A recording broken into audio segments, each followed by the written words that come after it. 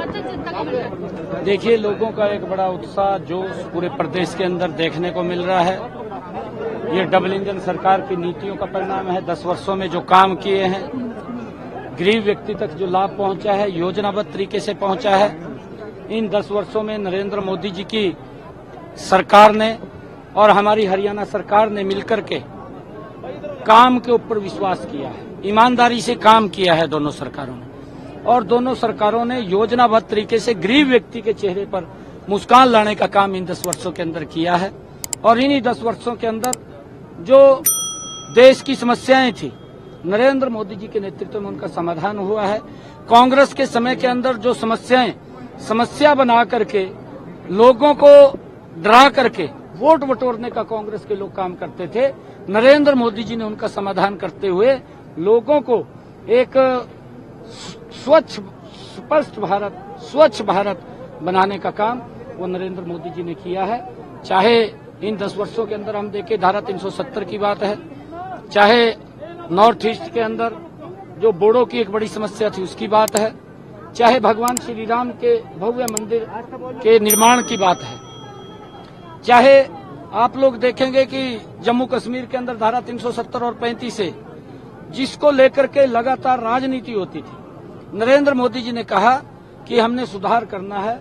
ये समस्या इस देश के अंदर एक संविधान, एक प्रधान, एक निशान रहेगा और इसको लेकर के जो लंबे समय तक देश ये मांग कर रहा था, नरेंद्र मोदी जी ने उसका समाधान किया है। देश को विकास की एक नई गति देने का काम, इन 10 वर्षों में एक नया इतिहास लिखने का काम नरेंद्र मोदी जी की सरकार ने किया।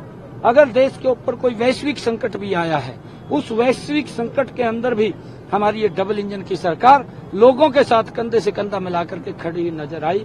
कोरोना के समय के अंदर 80 करोड़ परिवारों तक राशन पहुंचाने की व्यवस्था नरेंद्र मोदी जी ने की और उसके साथ साथ 220 करोड़ लोगों को फ्री में डोज लगाने का काम भी नरेंद्र मोदी की सरकार ने किया इस वैश्विक संकट के अंदर। और 100 से ज्यादा देशों को भी बाहर भेजने का काम भी नरेंद्र मोदी की सरकार ने किया है।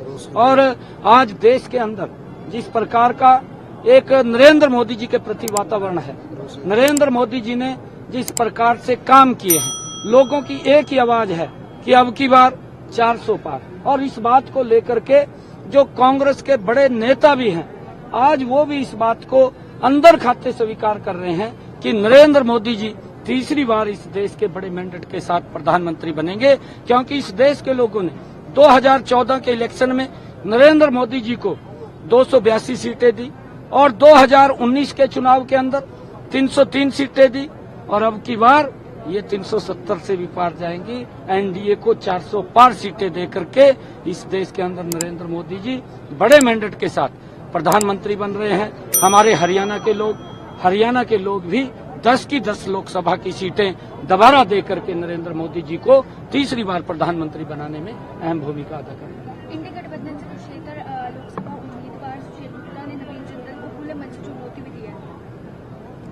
देखिए, जो लोग भ्रष्टाचार के अंदर लिप्त हैं, क्योंकि आम आदमी पार्टी जिस बात को कह करके वो आई थी कि हम कट्टर ईमानदार हैं, वो कांग्रेस से भी बड़े भ्रष्टाचारी हैं।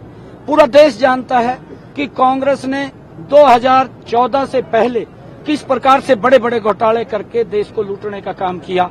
और सबसे पहले इन्होंने, आम आदमी पार्टी ने, केजरीवाल ने कांग्रेस को ही जप्फी पाली, जिसको वो मंचों से बोलता था कि इसकी ईडी से जांच होनी चाहिए, इसकी सीबीआई से जांच होनी चाहिए और ये भ्रष्टाचार के अंदर लिप्त है, इनके ऊपर कार्रवाई होनी चाहिए, वो मंच से बोलता था।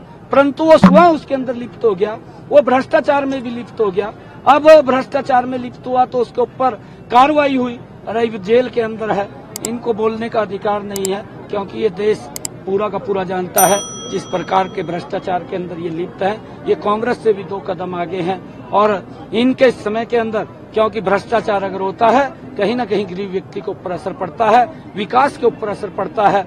नरेंद्र मोदी जी के नेतृत्व में देश का विकास भी गति से हो रहा है और भ्रष्टाचार के ऊपर भी अंकुश है। लोगों तक भी सुविधाएं पहुंच रही हैं, चाहे आयुष्मान कार्ड है, चाहे प्रधानमंत्री आवास योजना है, चाहे प्रधानमंत्री किसान सम्मान निधि है, चाहे प्रधानमंत्री फसल बीमा योजना है, चाहे जनधन खाते हैं और चाहे प्रधानमंत्री बीमा योजना है। चाहे प्रधानमंत्री उज्ज्वला योजना है, चाहे प्रधानमंत्री उजाला योजना है, और चाहे प्रधानमंत्री जी ने जो लोगों के हित के अंदर जो बेटी बचाओ बेटी पढ़ाओ का नारा दिया, उनको भी मजबूत करने का काम इन्हीं 10 वर्षों के अंदर नरेंद्र मोदी की सरकार ने किया है। और इन सब बातों को लेकर के लोगों में एक बड़ा पॉजिटिव ये भाव है कि नरेंद्र मोदी जी के नेतृत्व में देश आगे बढ़ा है।